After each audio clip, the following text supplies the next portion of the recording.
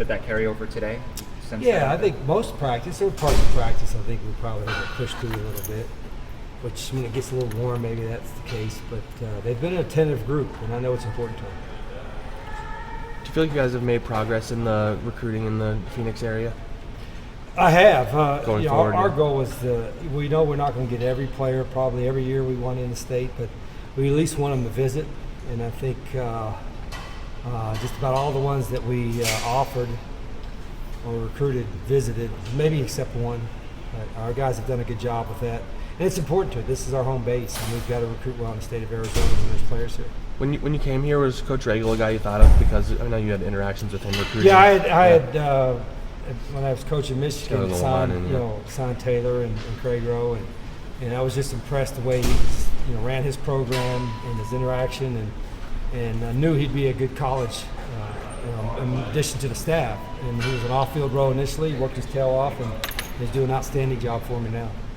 What did Orlando Bradford show you last year in the offseason, give you the confidence to kind of elevate him to that at the end of the year, you could see him. He was just like Nick, tough guy, would get the hard yards, smart, good football player, and did everything well.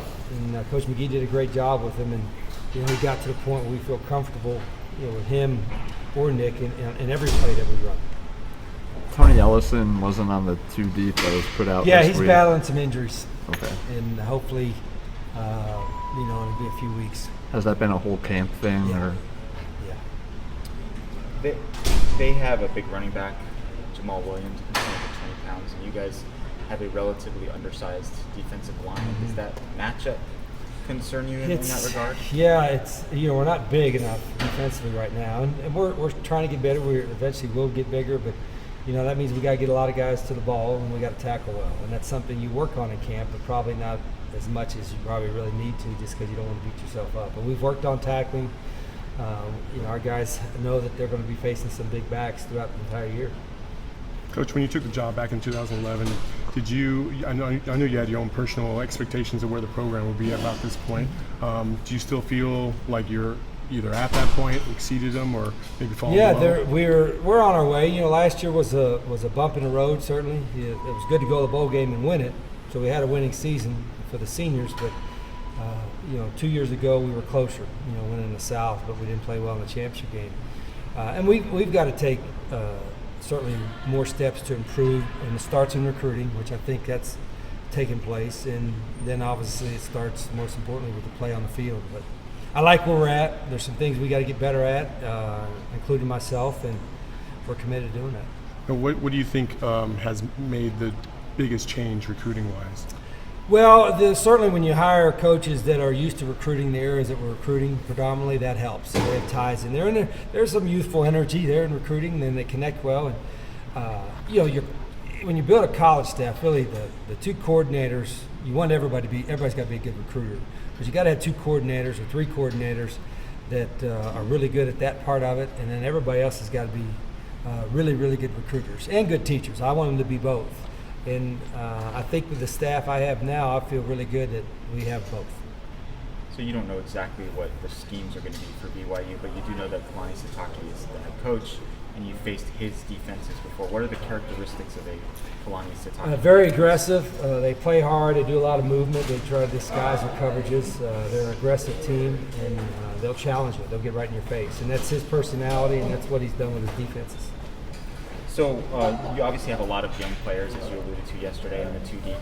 Is there a certain approach or message for guys playing their first college game, and are there things you have to do with them during the game to get them to I mentioned it a little bit, but I'll probably mention more as the week goes on. What I mentioned today is that we don't talk about how you're going to play throughout the at the end of the first quarter, end of the half, or at the end of the game, and how many touchdowns you have or tackles. You just try to win the next play, and I think it sounds like coach speak, but we really have to focus on just winning a play at a time. And then if we're not going to win them all, but if we win more than we lose, then we win the game. And for young guys, that's what they need to focus on, just that next play, and then doing as well as they can. BYU's coordinators yesterday were talking about having to make adjustments on the fly this weekend. How do you go about doing that in the middle of a game? Well, you got to have obviously your schemes, but you have what we call an answer sheet. You know, in all three phases, you got to have an answer to if they're doing this. This is your answers to it. And if they do this, this is your answers to it. And you have to have rep that enough that our guys can understand it. And so that's the challenge when you know exactly or have a good idea what you're going to do. That answer sheet doesn't need to be as big. When it's a game like this, particularly a first game, that answer sheet is a lot bigger. So you're doing a lot more things in practice, just in preparation. Has them announcing Taysom Hill as a starter helped doesn't that? change anything. Okay. No, I mean, we know he can run. I mean, what a dynamic athlete he is. So but it really doesn't change a whole lot. You're still unknown.